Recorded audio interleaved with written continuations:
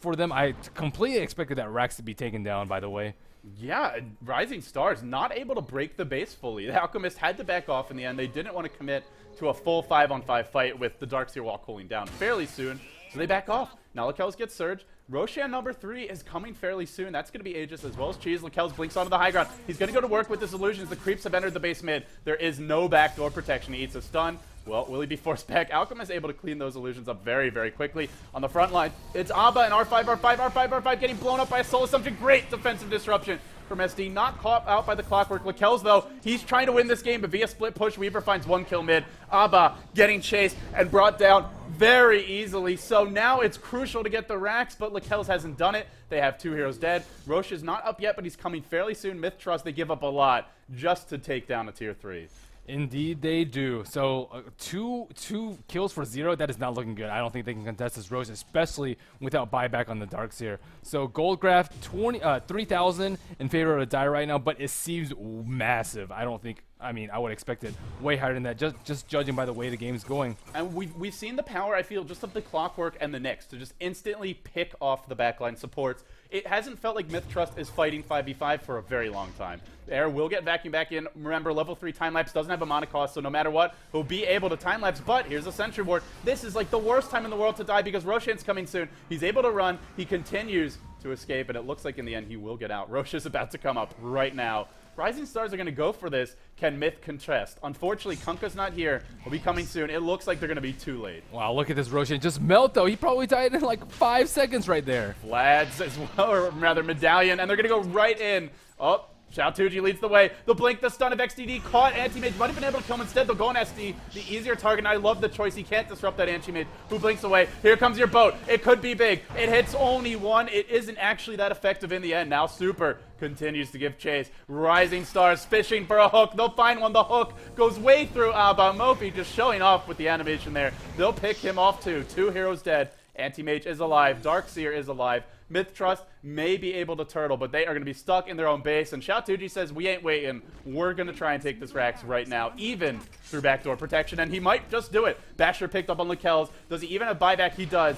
But he needs to make something happen here for his team. Vacuum, wall, catches 2. There's your Lena. Not able to get a stun up because she gets actually stunned by the Carapace. Also was stunned. Or was cooling down anyway. Now the chase is on. The Alchemist illusion, the one that's going in first. Air lurking on the back lines, searching the wall down. Once Rising Stars wait out this wall, they might be able to go back in on the backside. And Xiaotuji finds SD. Now giving chase to Lakelz. Lakelz driven back. Xiaotuji, no Aegis on him. He might drop here. It's actually Air who goes down first. Laguna Blade is going to be there. A blink in from the Nyx. A stun in a Mana Burn to finish off that Darkseer. And back comes to life the Weaver. Lakelz dropping fast, has to blink away. Rising Stars, they've taken the Rax. Will they go for more or will they back off? They want more, then they want back. They're thinking about going in. They're thinking about retreating. In the end, it looks like they'll rotate top and go for a tier 2. Merlini, they just took the first Rax of game 1. Yeah, and wow, this game has just taken a complete change for the worse against MiTH. If you look at the gold graph, I think the big... Here's Abba. He's coming in with the X. No time to talk about that now. He gets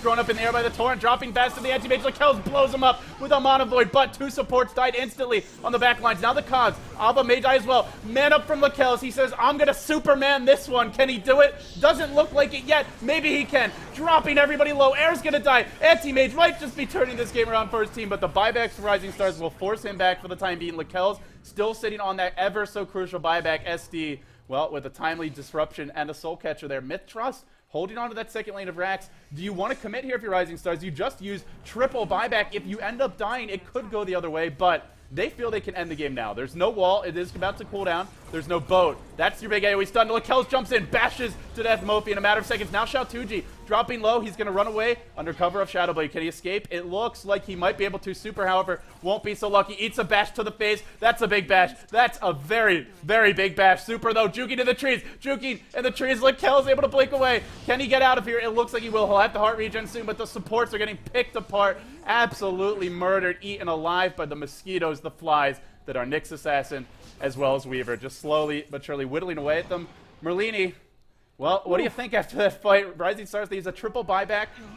I feel like it was a little bit overzealous. Overzealous indeed. Anti-Mage now has an Abyssal Blade selling his Vital Mirrors, and we see almost 2 heroes Slick Slaughter right now. Anti-Mage Slick Slaughter at this point with 2,400 gold. Alchemist Slick Slaughter too after buying back and selling his boots in favor of Boots of Travel. So, I mean, these carries have too much gold.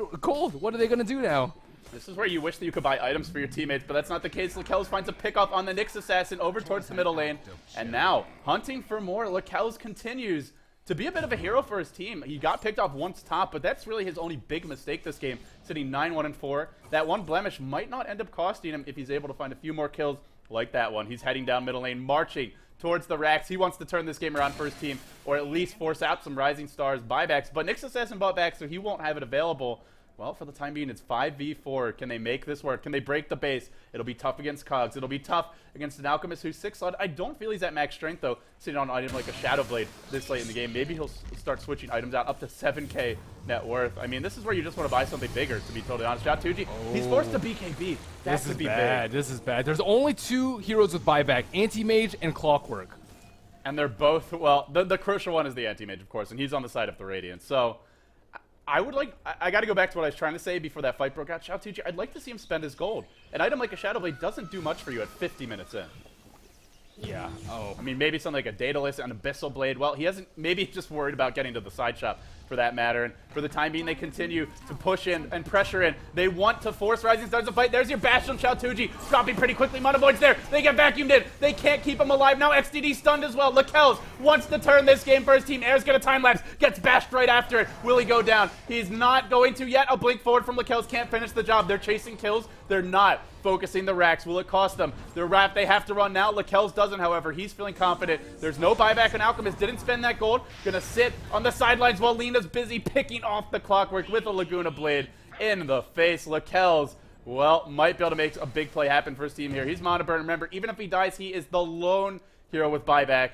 And in the end, Mofi is forced to buy out. That's 4 heroes in the past 5 minutes or so from Rising Stars that have all bought back.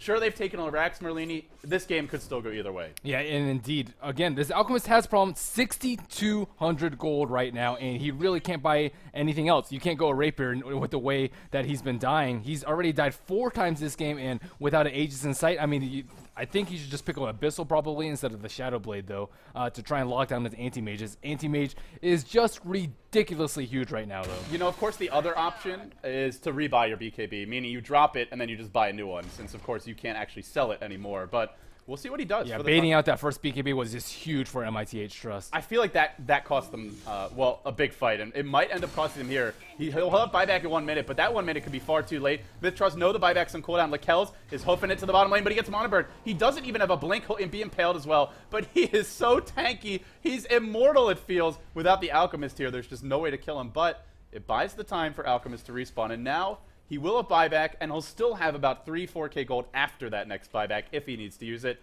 and I have a feeling he will. Yeah, these Roshians have been so important in this game right now, and 4 minutes until the next one. And this one will probably be the last one for the game. And looking at the gold grab, I think last one was taking around 43, so it's been 23, 33, and 43. And 23, we see a big spike up. That's when MiTH stole the Roshan, and 33 was just a lost opportunity, and I think really things started going poorly for MiTH right there, where they just gave a free Aegis for the Alchemist, or actually it was the Weaver at that point, when they had a huge advantage. They had map control, they had this really stacked AM, and they gave away the third one too, and I think that one was just them just taking it down in a matter of seconds, but Roshans have been crucial in this matchup. Absolutely. I feel it's the single most important thing, because I look at Rising Stars, Merlini, and even though they lead in terms of gold, I feel like a lot of their heroes just don't do anything at this point. Supers, Visage, the birds can be great for scouting. Maybe if you hit a multiple hero stun, but that gets very hard with Darkseer having a 4-staff, of obviously having Surge, with all the supports having items like 4-staff now, of course with a Shadow Blade and a BKB on Kunkka. To me, it feels like Rising Stars, they may have bigger items, but I don't know how much those items really do, how far they take this team. Yep, and Shao-Tuji has completed his Abyssal Blade. So sold his Shadow Blade for an Abyssal Blade, still sitting on 2,200 gold. And he actually does not have enough for buyback right now if he dies right now, but I'm sure he'll be able to farm that up very, very quickly. On the side of Weaver, we actually see him pick up an ultimate, or whether that is a Scythe of Vice or a Lincoln's, I will not know. It could be a Manta too. Who knows? It could be a Manta. I think all those are not bad item choices. Yeah, I mean, I think they're all viable. I'd be most worried, I feel, about a Mana Void. That really hurts when you have 1,000 mana, and he'll lose it quickly. So even something like the Abyssal Blade if you got a Lincoln Sphere, that's going to protect you potentially from being instantly blown up in a fight. But the other ones are options like you mentioned. So Lakelz, he's heading back towards mid. He's got a fresh, shiny 10-second BKB. He's going to jump in now. He doesn't get it off in time, though. Actually, Xiaotuji force-staffed away. That's your 10-second BKB charge. Lakelz is getting bashed. Lakelz is getting stunned. Lakelz will go down. He's dead for 100 seconds on the sidelines. He's not buying back yet. He's seen if he needs to, but while he's busy seeing if he needs to, his team may die. He's still waiting to buy back. I'm surprised. I'm shocked he's not. That's 4 heroes dead. He's not even going to, and it looks like Rising Stars are just going to go straight marching down the middle lane and try and force a GG. Yeah, that Abyssal pickup so huge for Alchemist right there. Being able to kill him during the BKB, that is just ridiculous. And now he buys back. He had Boots of Travel online. I don't know if it would have turned the fight, but I really don't agree with waiting that long. Any shot they had of taking that fight was with Anti-Mage coming back. Yeah, I think just a little bit of sloppy play from the Anti-Mage. His racks are going to go down. I don't think they can defend 2v5 right now. If you run for Protect 1, your carry has to be a high-impact player all throughout the game, and when the crucial moments come later on, he can't get picked off. That's the one Achilles heel of a 4 Protect 1. If you don't do it right, you don't have the secondary options. And honestly, a Kunkka with the Shadow Blade BKB doesn't do a thing. They've taken 2 lanes of Rex. They want more. They're going to catch Lakelz at the base. They might bring him down. He's dropping so damn quickly. Rising Stars are getting the jump on MiTH.Trust, and they're going to jump out to a 1-game lead. The resilience on this team. Oh boy, they really looked weak early, but they bounced back and showed the composure that you'd expect from the veterans in MiTH.Trust. Wow. I thought MiTH.Trust would play like this late game. They're the ones who have been around since the International 1, but it was Rising Stars who really delivered.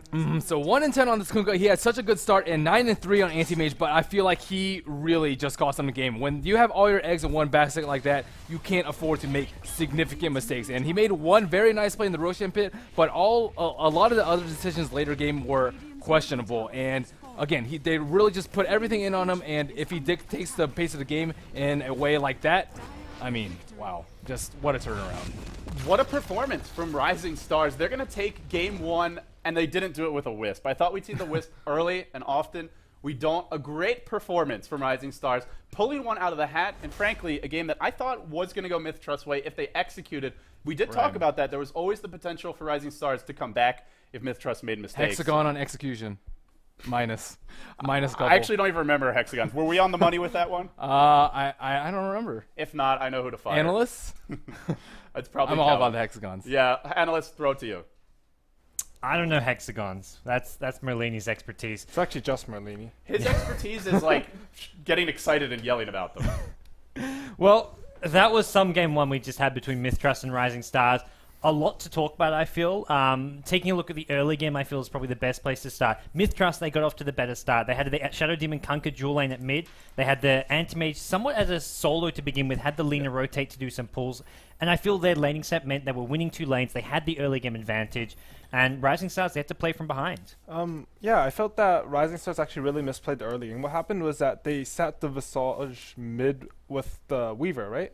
And that was against a Shadow Demon Kunkka. And when you sit 2 heroes mid like that, and there's like only a Clockwork on bottom, it's very easy for Lina to rotate because the Anti-Mage isn't really getting pressured. Poor Anti-Mage does decent just 1v1 with Clockwork, so Lina can just pull and go run over to mid, and they can't really tell at all. What I really would have liked to see is that the Visage rotates down to bottom, and that will sort of force the Lina to stay there with the Anti-Mage in order for him to still get farm, possibly even force the Shadow Demon to rotate over. You put Shadow Demon or Kunkka in a 1v1 versus Weaver, the Weaver is going to completely crush him. Kunkka has really low armor, Weaver does high damage, and Shadow Demon Kunkka, they can't really kill a Weaver alone, so they're not really losing anything. Visage would have got better levels, Clockwork would have got more farm, Anti-Mage would have got a lot less farm, Lina wouldn't have had a free pull, and the game would have gone a lot better straight off the bat. Yeah, and then as far as early game lane, I agree it didn't really work out too well for Rising Stars, but they came back in the mid game, and I feel the big thing there is Anti-Mage was still farming the whole time, but what they really did a good job of was shutting down the Kunkka in the mid game. They ganked him a couple of times, his BKB got slowed down tremendously, and they stopped finding kills with him. And he even bought back. Yeah, it was really that buyback before the Shadow Blade. If you buy back before your first item, when you're doing a 4 Protect 1 strat, meaning that the Kunkka isn't really going to get that much farm, it really, really hurts. Yep. And I think we sort of saw a lot of MiTH, they sort of like, they have that, when you have a 4 Protect 1 with Anti-Mage, what you want to do is you can take a 4v5 fight, you can extend it out. MiTH.Trust actually has a really good lineup for that. Darkseer, Kunkka, Shadow Demon, Lina, they're all very good at picking a hero off or getting out of a fight. You have Surge, you have Bolt, you have a Disruption. The AoE stun from Lina is actually really good because it's short CD, it's quite big AoE, the range is nice. But what would happen is they would take a fight when Anti-Mage wasn't pushed up to the base. What that meant is that Rising Stars... Rising Stars... You're good? Luminous confused me. This is Let's all say his fault. we would not have messed this up once if it wasn't for Luminous. He's ruining my life. And... That's so sad.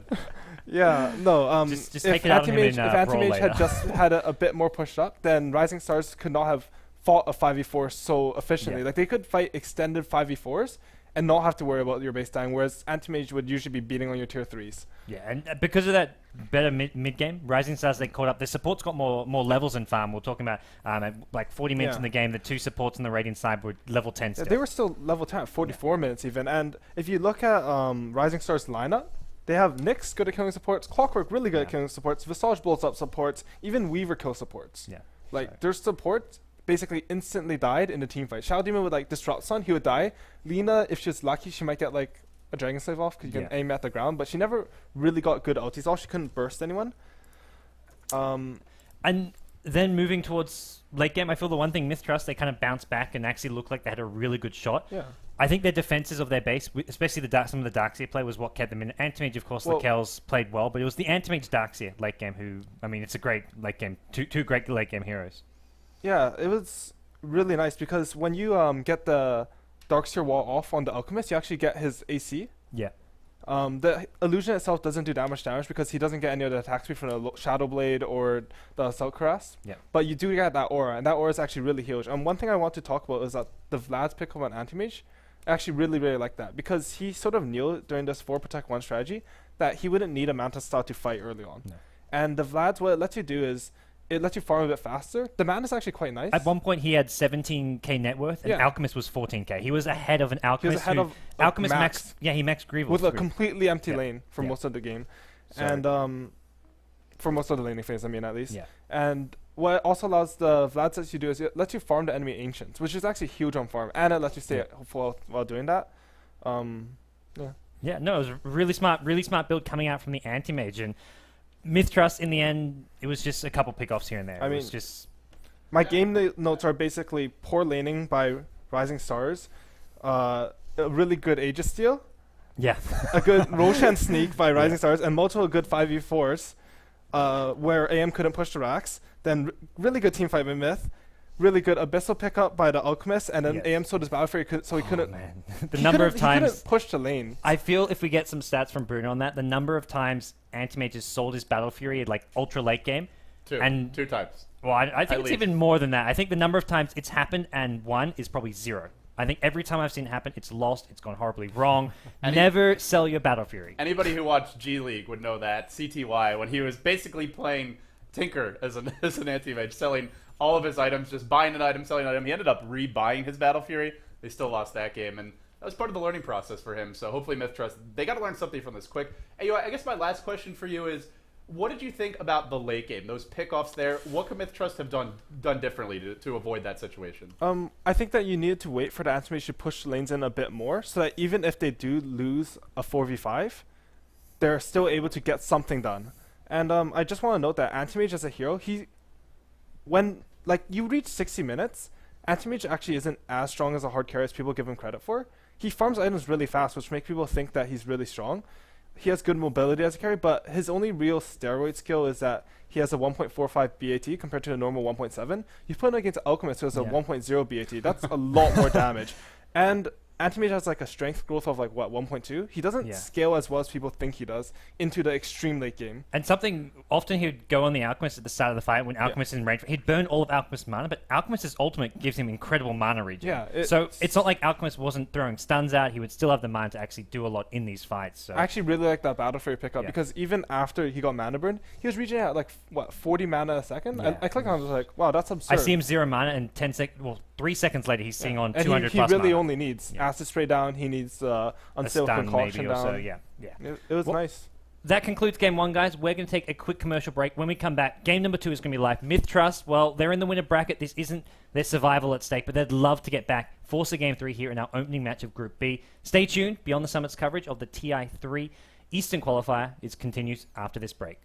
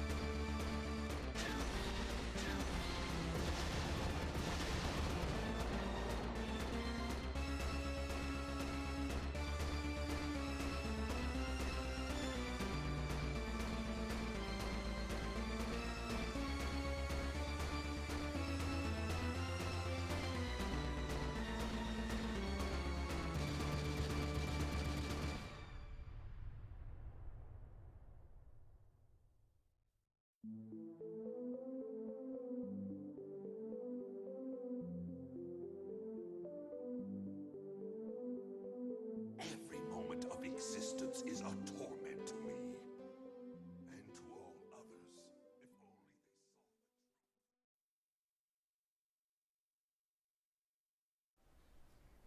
Welcome back, ladies and gentlemen, to Game 2 of the first best of 3 for Group B, the International 3 East qualifiers. The game is already underway. I'm LD, he's Merlini, and we're going to get right into it. The draft has already begun. So with that being said, MiTH.Trust going to start this draft with a Batrider ban. As for Rising Stars, they saw the Shadow Demon opening, and, well, apparently the draft features chopping up Merlini and LD's faces. Nice for Kawa. Shadow Demon ban, going to be the first choice from Rising Stars, and I felt this here actually did a lot of work for MiTH.Trust. Yeah. They ended up losing the game, but AUI mentioned the mistakes that Rising Stars made. I thought MiTH.Trust made a lot of things happen with that Shadow Demon first pick. I think it was they made a lot of kills happen that I didn't actually think were going to happen. I thought that Lena, they could have just just pretty much just dodge a triple lane and just sit in mid, and then as soon as Lina or Shadow Demons rotates, Weaver can just take complete control of that game. And we didn't really see Weaver or Kunkka actually make too big of an impact in the middle late game, surprisingly. And it was mostly just Alchemist, Xiao Tuji, and LK as the anti-mage just doing the brute force of the damage in that late game phase. What will Rising Stars go for? We didn't see their Wisp last game. It has slipped through. Also, Magnus and Lone Druid are both available. 2 heroes that were banned out last game. Rising Stars will open the draft with the Magnus, and I wonder if maybe it's Myth who will think about a CK Wisp. It worked for first departure. MiTH.Trust feels a lot like that first departure team. Maybe this is where they pull it out of the hat, and we could see a repeat of what first departure did to Lone Druid Rattlesnake. up there, though. Lone Druid is just way too strong, and especially highly valued in the Eastern scene. Lone Druid is just such a ridiculous hero. Right. If you get the Magnus and Lone Druid, that is just ridiculous. Demolish already owns towers, but with Empower on top of that, and the team fight potential with that is just incredible. Those two heroes are really difficult to kill. You can group early, and they can't really stop you from pushing your towers because of the Bear, because of Empower, and it's very dangerous to have to fight against that lineup because of RP. So like you said, I think it's something Myth will have as a consideration. Well, we'll see what they go for. They went for the anti-mage last game. It's still available. Rubik, sort of a way to deal with the Magnus, has been selected first and foremost for MiTH.Trust. What will be the follow-up here? Will they go for a strong partner for the Rubik? Will they go for the Lone Druid? We're just going to have to wait to find out. And they will go Lone Druid, so I think a safe choice. Yeah, I think that also works well into their 4 Protect 1 playstyle, or just 45ing while Lone Druid pushes. Lone Druid is a much faster pusher than Anti-Mage. He just wrecks towers. So if they try and do the same thing that they did last game, run around 4 and try and divert their attention and just try and take team fights, or at least keep them from TPing back, I think that Lone Druid fits a lot better in an Indra strategy. Also, he requires a lot less babysitting. If they had a more difficult lane than a solo Clockwork, Lone Druid is perfectly fine by himself, and the supports are usually just free to run around and do what they want. Lone Druid, very necessary to pick up at this stage. Yeah, who's going to lane against him? That's the question. There's a Clockwork in the pool, something that can really give the Bear fits. Darkseer as well. Here that lane's, I think, better against him. Isn't quite as annoying perhaps later on, but they will go Darkseer, Alchemist and they'll follow it up with the Alchemist. So getting a lot of AoE, good late game. They went for the Alchemist early. Last game, they'll go for it here now. Actually, the same position in the third pick of the draft. So what do you make of this? I mean, I like how they pick heroes that synergize well with the Alchemist. Last game they had a couple of minus armor to work well with his acid spray, and now they have Empower Alchemist. If you thought Alchemist did a lot of damage last game, wait until you see Empower. And they have Unstable Concoction to follow it with RP too. So these 2 heroes alone can probably clear a team fight. And with Darkseer vacuuming to set that up, that is very, very likely. We haven't seen Magnus too much, and he hasn't made too big an impact. A lot of times we only see 2, maybe 3 man RPs, no huge 4 or 5 man RPs, but with Darkseer, it's very well possible that this may happen. That's a scary combo. If you get vacuumed into RP, into an Alchemist max duration stun, it's going to hurt. MiTH.Trust, if they want to push and push early, they get what probably is the best sort of secondary core with the Lone Druid here, now going for the Dragon Knight. So you have your Poison Dragon who can work on the towers early, a frontline tank, and a reliable initiating stun, a hero that can be annoying for Magnus to deal with, and a hero that can kind of withstand that initial onslaught that comes the way from Rising Stars' first 3 picks. Right, and I like the Dragon Knight pickup. We saw that they kind of lacked on the late game last game just because Kunkka just felt a little bit too far behind, and I think they really want more impact late game, and Dragon Knight is a hero very well equipped to do so, being able to put out a lot of pressure on towers at level 6, being very difficult to kill, being very resistant to minus armor bursts with Alchemist and such. I think he's a pretty good hero.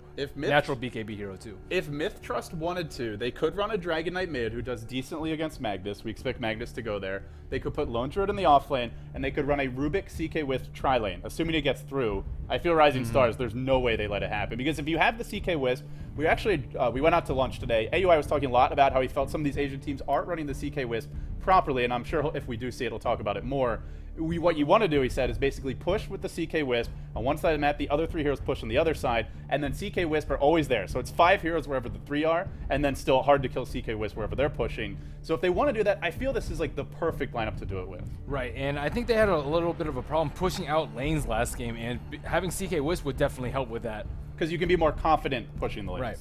So what is Rising Stars going to go for now? Well, they banned the Juggernaut. They've banned 2 heroes that work well in a tri-lane with the Rubik.